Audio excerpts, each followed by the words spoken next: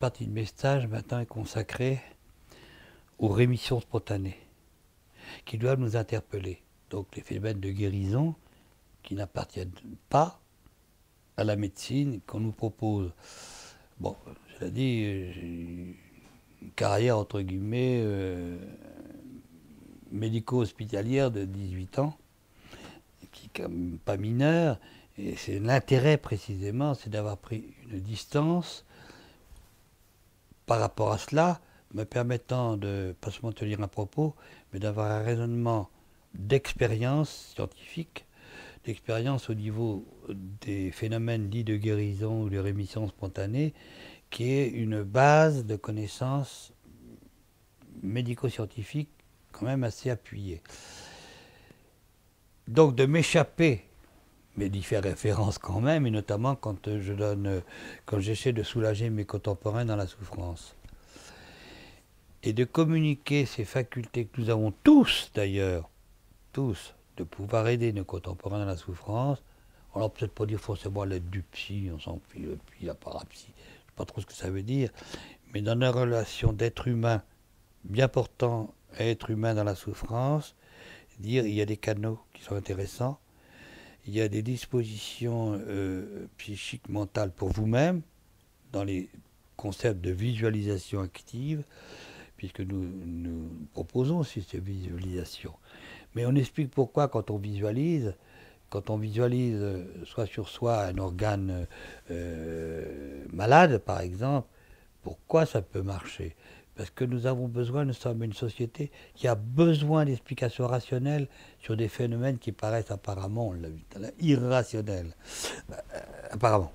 Donc c'est savoir que lorsque nous formulons une pensée, elle n'est jamais innocente, elle a une action. Alors quand je les montre des actions sur la matière, je dis, bon, ok, c'est sympathique. Intéressant, c'est action de notre psyché sur le vivant. Ça, c'est plus intéressant. Mais il faut expliquer aux gens pourquoi ça marche. Parce que si on explique aux personnes pourquoi ça marche, quel est le mécanisme de communication entre les cellules qui existent, à un niveau subtil, à un niveau quantique, entre chaque cellule est un cerveau, est un creuset, là aussi, de décision, de connaissance, d'échange.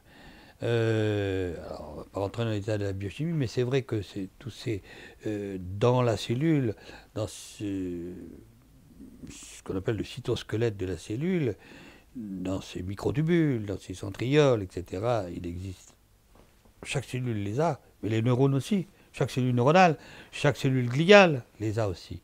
Et donc chaque résonance d'informations que nous faisons, que nous formulons au niveau de nos cellules neuronales, se communique au niveau, là aussi, de ces cellules de notre corps qui ont la même structure.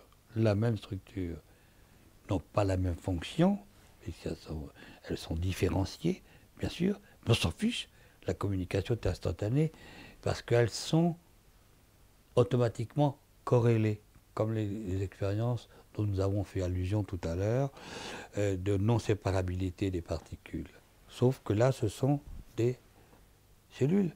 Les cellules sont composées de quoi? Bon, de molécules. Les molécules, noyaux, particules. Donc, on a toujours cette information organique des neurones jusqu'aux cellules des doigts de pied. Et quand nous formulons en conscience, parce que les gens confondent, on formule, on visualise. Non, il faut visualiser en conscience.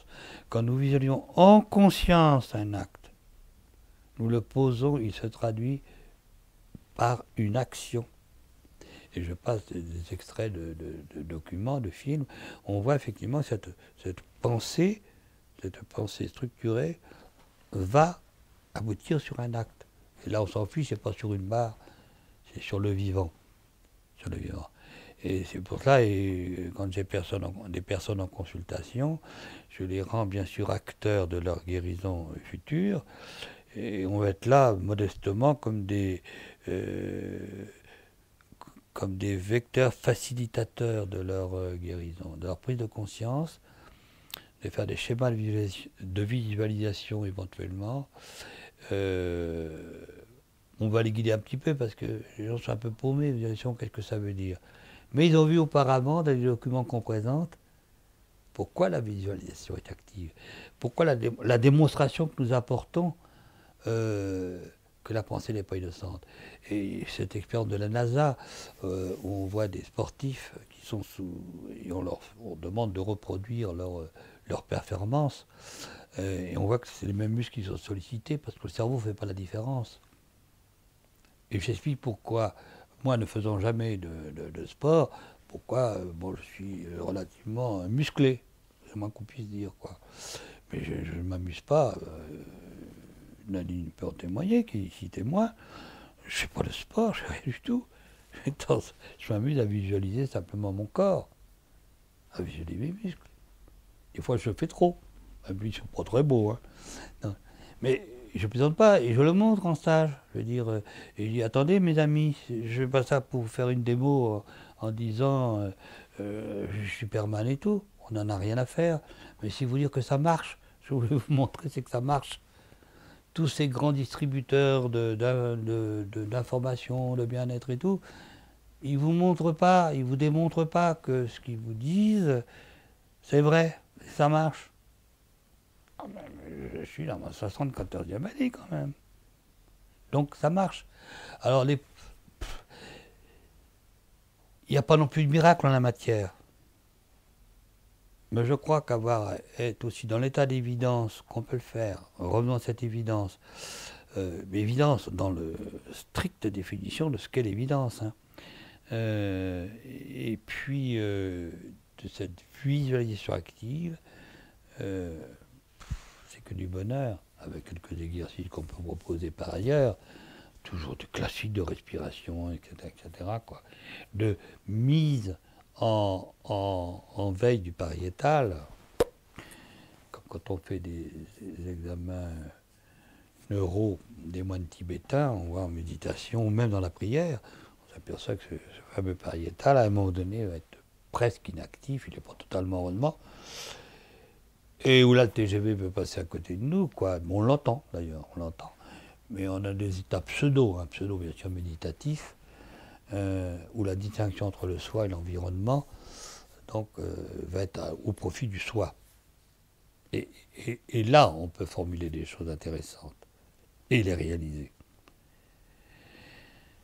Mais j'ai conscience, surtout à mon niveau, ça n'a jamais été vraiment dans le passé ma démarche, qu'elle est de bonne foi, mais qu'il y a sans doute encore beaucoup de choses à acquérir, à encore affiner dans mes stages. Mais un stage ne dure que 2 jours, et aborder la psychokinèse, le rôle, dans les rémissions spontanées de l'appareil, comment on peut intervenir dans cette formidable capacité qu'a l'être humain à générer des phénomènes d'auto-guérison, moi ça me passionne depuis des années. Et j'essaie de faire le lien. Est-ce que j'y parviens vraiment? Sans doute un peu. Mais je crois qu'il y a encore de belles choses. Et justement, peut-être dans le futur où l'humain apprendra à se gérer vraiment de façon comme il le fait dans certaines autres disciplines. Je n'ai pas la prétention que moi jamais la discipline pour les rémissions spontanées, enfin les auto-guérisons, etc. Non.